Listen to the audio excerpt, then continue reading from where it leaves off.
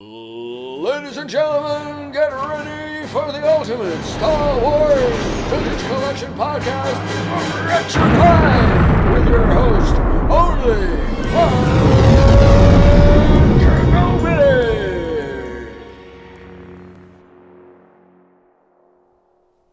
Well, hello there. This is Only One Kenobi, only one, and well, I'd like to say this is episode 1, but it's not. It's episode 11, but it's almost like the relaunch of, well, a program I made a while ago called the Wretched Hive. And the reason I made that was just because I wanted to do a show kind of thing that was covering lots of different things all in one go. If I ever had something I wanted to talk about that was kind of like a review of a film, or I had several different things I wanted to talk about that I didn't want to put into one title, I just thought, well, I'm going to make a show called The Wretched Hive, and I'm going to do that. So that's where that's come from. That's been going on for a few months now, but all inspired by The Forces with Jesse. He has started a new podcast, and it's kind of made me think to myself, well, I want to do more with my show and my brand.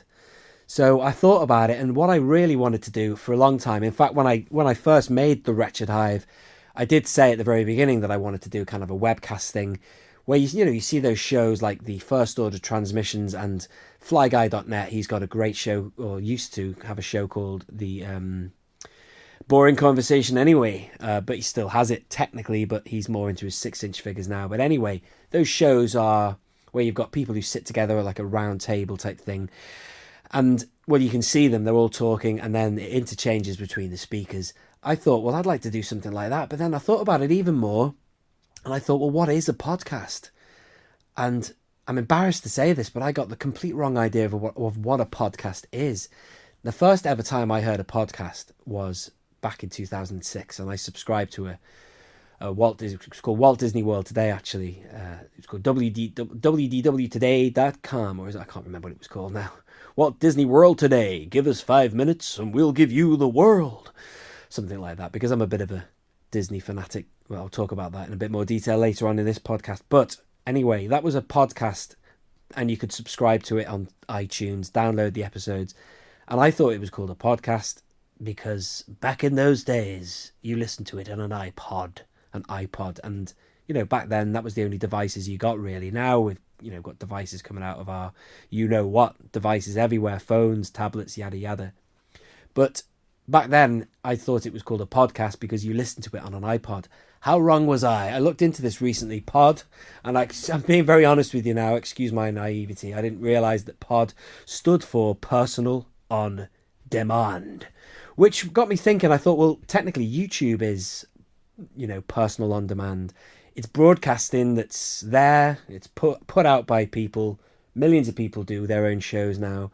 And it can be watched and viewed at your own leisure. You choose when you want to watch it. It's on demand. It's what's the word now? It's interactive TV in a way. You have the power. But I thought about it, and I thought, well, the best way for me to do a podcast, because Jesse's doing a video thing. Lots of people do video podcasts, or webcasts, maybe strictly speaking.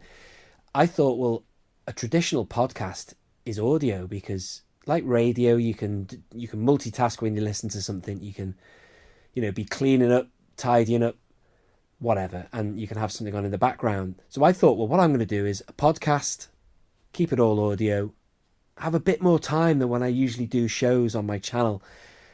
I find myself putting myself under pressure, bouncing around in front of the camera, trying to get everything fitted into a short time slot. Whereas I thought it'd be quite nice just to have a chat, take my sweet time, and put it out there, and then it can be downloaded. So what I've done is I've set up a separate SoundCloud now. So what I'm going to do is I'm going to keep it all audio. You're obviously seeing/listening to this on my usual YouTube channel /Only One Kenobi. I also have a Twitter /Only One Kenobi, and I have a Facebook Only One Kenobi. I have an Instagram which is Kenobi Only One, but I've set up a SoundCloud now, which is also, unfortunately, Only One Kenobi's been nabbed by somebody. So I have now done another Kenobi Only One for that one. That's going to be my alternative address. So you can download this episode there.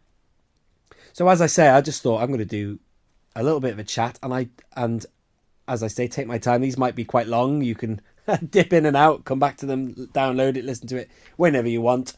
But the plan of action is to have guests on as well. So the other bonus and the other thing that has drawn me towards doing an audio episode is the fact that I don't have any of the relevant technology to do an open podcast webcast thing where you've got people, and I don't know how they do that. They use Google or Hangouts or something like that. I've chatted with Jesse about stuff, and he said he's invested in all sorts of different things. And I thought to myself, well, I don't really want to have to spend any money on this.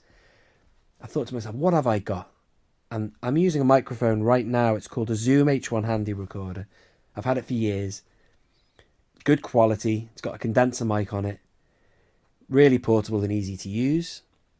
And the other bonus is that I could have guests by using God knows what technology. We've got so much choice now of speaking to people, across the world. You could obviously use a telephone, but I could use Skype. I could use, WhatsApp chats, Messenger chat, whatever. And I'm going to stick my microphone right next to it. And I'm going to talk to whoever. I'd love to get people on as guests. And then it's going to just not be me just prattling on my own like I am now. So I will tell you this, ladies and gentlemen, that I've got a few guests in mind. One person who has confirmed is my mate Michael. Now, I don't know if you're a subscriber to my channel, you know about Michael. He's basically, Mike is a good mate of mine. I used to work with him in London. I worked with him for about a year and a half, and it's one of these crazy things. We've obviously stayed in touch over Facebook, but one day he messaged me because I think I posted something about Star Wars or a figure or something. And he sort of got back to me, and it turns out, just to cut a long story short, that Mike is a massive collector and Star Wars fan, and it's one of those crazy things. I sat next to this fella for about a year and a half, and not once did we ever get onto the fact that we, collected. I mean, I wasn't a massive collector 10 years ago anyway. It's just sort of manifested, yeah, that's the word. It's sort of grown a lot, and it's just funny. But anyway, so he's got a lot to say about Star Wars, so I'm going to have him on. He said he's keen to do it, which is great. And, we're going to talk about what we like and dislike, not just the figures and collecting, but also we're going to talk about, the movies and what we like and don't like about that and stuff. The expanded universe, the saga as a whole. So that's something that I want to talk about and have going on with these podcasts. At the beginning of this episode, I was going to talk about everything I was going to mention in this first episode. Not only did I want to talk about the format, which is going to be an audio podcast, but I also, in this episode now, just want to talk to you about another couple of things. A few of you have wondered where I've been. I haven't done as many shows as I was doing around about Easter time. I was really pumping out some content. I was doing, normal episodes in front of camera, and I was doing things that were taking a lot of time to produce. I was inspired by channels like Star Wars Theory. That guy, he it's like a proper production he puts together. He splices together footage of the movies and he talks about topics. I did a series called The Vintage Collection Wishlist, and quite rewarding at the end when I'd finished it, but they were literally taking hours to produce, and I got on a roll and I was doing them in my spare time.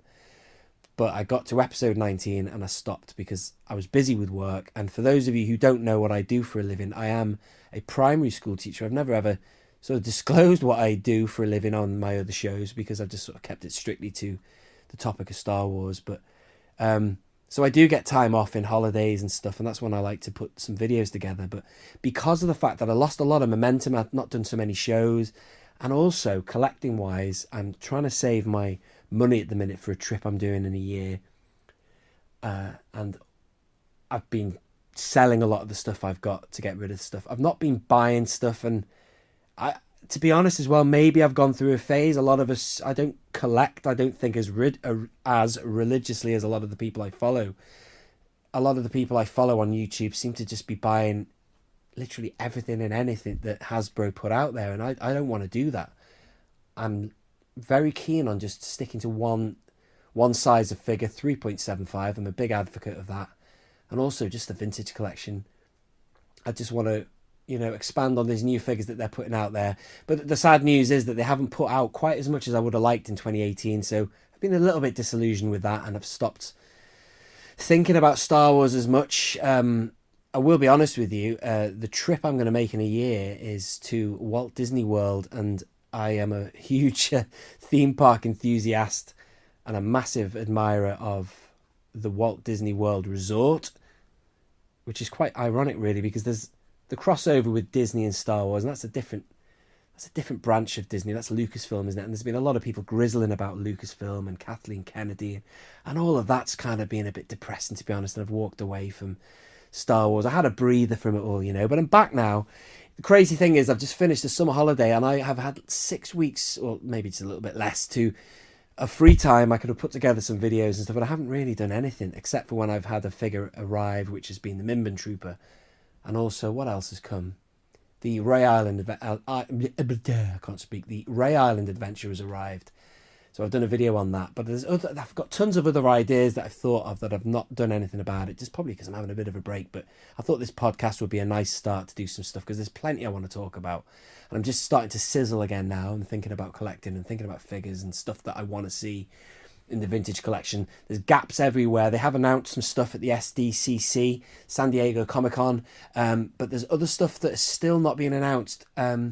Overall, I'm happy with what's come out, and I'm happy with the current way it is. I like it all, but there's tons of other stuff that need to come out, I think. So yeah, there's plenty that can be discussed there.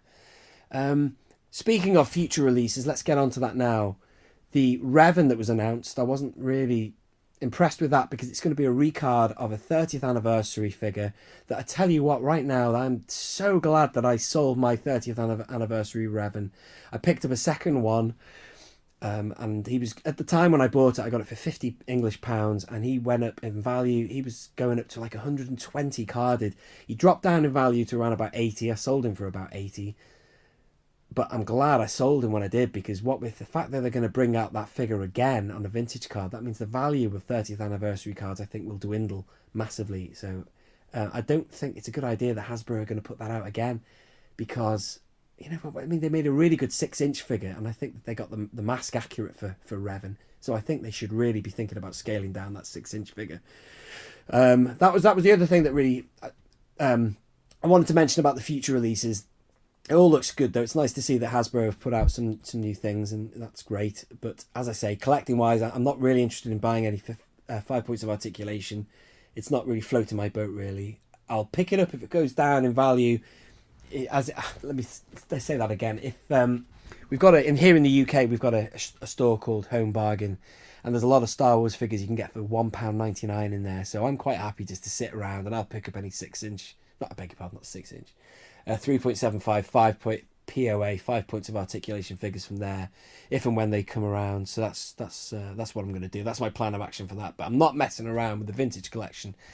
If I see something, I'm going to get it. And of which I'd like to give a little mention to Clive Arthur now, who's a guy on Facebook I know, who is someone who's tagging me into stuff whenever there's like news of these figures, like the Ray Island Adventure and the Mimban Trooper coming up for sale. He's letting me know about it straight away.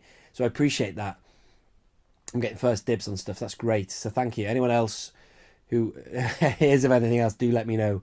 And overall, I just want to thank you all for subscribing. I've hit 300 subscribers now and listening in. Thank you very much. And if you want to get involved in any of these podcasts, because it's going to be so easy just to, get connected. I'm going to, just talk on the phone or Skype, God knows what, or WhatsApp, anything like that. So it's going to be so easy. So we can talk about the vintage collection mainly. I want to talk about that, or Star Wars as a whole. One of the reasons I'm going to Walt Disney World next year, this is the final thing I'm going to say on this podcast, because it will be getting too long. Let me go through my list here. I was going to talk about Wave 2, looking forward to that coming. I was going to talk about the Clone Wars returning. There's not much more I can say about that. I might leave that for another episode and I'll talk with Mike. But I'm glad the Clone Wars is coming back, because the original animated Clone Wars 2003... I loved that more than anything, really, and that was a rounded story. It started and then it ended exactly at the point where Grievous kidnaps, what's he called now? Palpatine. So it came full circle. I hope they do that with this new Clone Wars, and also I hope they bring out some vintage collection Clone Wars figures. That would be great to get a Rex, and it would be really good to get Ventress, even Ponkrell. A lot of people have been talking to me about Ponkrell, and I do promise to do a vintage collection video about that. But there's tons of stuff they can do there. But anyway, so I was going to talk about the Clone Wars. Not much more I can say about that other than I'm glad it's coming back. Future releases, I've mentioned that. Revan was the main thing I wanted to talk about there. And also, Walt Disney World. So the cool thing about going to Disney in 2019 is that Galaxy's Edge is opening there. Now, for a long time, I've heard that Disney were going to make... I actually thought they were going to make an entire theme park dedicated to Star Wars. Now, years ago when I was at university, I had this vision of there being a Star Wars theme park, actually, with different lands, because I'm talking years and years ago. Back in 1989, I first went to Disney MGM Studios when they had Star Tours, and they had a little mock-up of Endor there. This is way before the acquisition of Disney by Lucasfilm, or vice versa. The acquisition of Lucasfilm by Disney. There's always been a tight link between the Star Wars universe, George Lucas, and the Walt Disney Company. I actually see that Walt Disney and Lucas are very similar, but I might even do a separate video on that as well. The similarities, the links between Disney and Lucas as individuals, you know. But Disney, the Disney connection with Lucas has gone on for many years. You've got Star Tours. George Lucas, he helped direct or produce Captain EO from the Epcot Center 3D film. Then you've got the technological aspects of things. You've got George Lucas, the Pixar animation company, and Toy Story and that whole revolution of CGI animation. So it's gone on for years. So it felt fitting and right for me that Disney and were the ones who bought out Lucasfilm. And you've got all these keyboard warriors now who about I've got issues with The Last Jedi, but people just get so aggressive about it, and it's just ridiculous. But that's just the way it is online. People will express their feelings, and people do get passionate about it. I can understand that because as I say, I have my own issues about The Last Jedi, but it's just been a bit ridiculous. It's like this firestorm of hate going around on the internet about Disney in the Star Wars realm. Anyway, waffling on. I will be going to Disney World in 2019. I really wanted to go this summer, to be honest, but I'm going to go next summer. And the good thing about that is Galaxy's Edge is opening. And going back to the original point here of waffling on, I thought for years ago I had this vision of Lucas. I had this vision of there being a Star Wars theme park, but I thought they'd announced they were going to make an entire theme park dedicated for Star Wars, but they're not. All they're doing is they are expanding the Disney Hollywood Studios just to have an area called like Star Wars Land. It was originally called, but they're going to call it Galaxy's Edge. And I've forgotten the name of the planet it's supposed to be set on, but it's like an Outer Rim outpost. It could be like, at the end of The Last Jedi, they talked about Leia mentioned, what did she say now? Our friends in the Outer Rim or whatever she said. Now, this planet could very well be a planet that's, in the Outer Rim. It's an outpost for the not the Rebel Alliance, but, for the, what they call now the Resistance or whatever. So it looks great. But here's the bad news. I thought it was going to be open when I was over there. But it's not. It's going to be open in the fall of 2019. Now, either I'm going to get lucky and there's going to be a soft opening and I can get in there, or I might just try and do some, reviews or, a short video review over there looking in, because I think you can have a quick look in, you can see the construction or whatever. By the time I get there, they will have, done a hell of a lot more because they'll be on the cusp of opening it. So I'll do what I can, but there's plenty more of the things I want to see when I'm over there. There's tons of stuff, in fact. And it's actually not a bad thing that it won't be open when I go there, because it will be absolutely ridiculously busy. But maybe in the future I will get in there. But I actually had this thing of going over and being one of the first people to review and video inside and put it on my Only One Kenobi channel and be one of the first. But no, I don't think that's going to happen. So, But I'm really looking forward to going over, and I should be able to get some exclusive footage maybe of the park from outside the park. You'll be able to see the top of the mountain. They've got like this planet's going to have like 2 huge sort of like volcano type massive hilltops there that you can see from the high road. So I should be able to get a view of that, a glimpse of that. So anyway, that's all I wanted to say, just to say where I've been and what's going on in the future. And I'm looking forward to things like Galaxy's Edge. And I do want to talk more about not only just Star Wars, but, you know, my other passions, which, as I say, are theme parks and Disney and things like that. You know, yeah, I might try and weave it in somehow onto this channel. But more importantly, I want to get guests on, like The Forces with Jesse. People like MG Villain, if he's up for a chat, I'll be up for that. You know, Sci-Fi, Cy Finch, get on the show, man. Get on the show, bring a bit of controversy to the show. You got to check out him and Oliver's show. That's awesome. That's really funny. And then, yeah, my mate Michael will be hopefully the next show. So thank you very much for listening. The reason I'm talking in this voice now is that's how Michael talks. And you'll get to hear him on our very first proper joint podcast coming soon to this channel. Anyway, for now, this has been Only One Kenobi. I believe this has been episode 11 of the Wretched Hive. Thank you for listening. May the Force be with you. I never say that. Everyone always says that at the end of their channels, their videos, but I have just said it now. But thank you for listening. This has been Only One Kenobi. Only one. Out.